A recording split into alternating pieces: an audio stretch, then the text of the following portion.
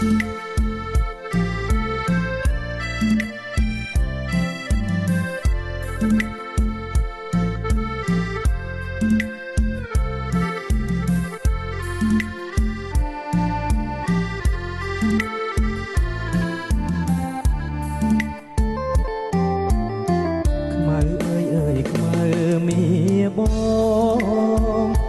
ឈ្មោះនួនល្អគេថាអូនខ្មៅតែតាមការពិតសាច់សមកខៃតែម្ដាយស្រីថ្លៃហើយខ្មៅពីតោ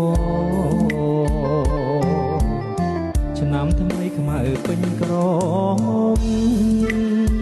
រូបល្អសែនសមគ្មានស្រីណាដូចខ្មៅជាស្រីខ្មាគ្រប់លក្ខសំស្លូប្រាជ្ញា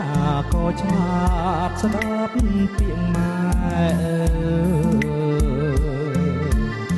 ថ្ងៃនេះបន់ចូលឆ្នាំថ្មី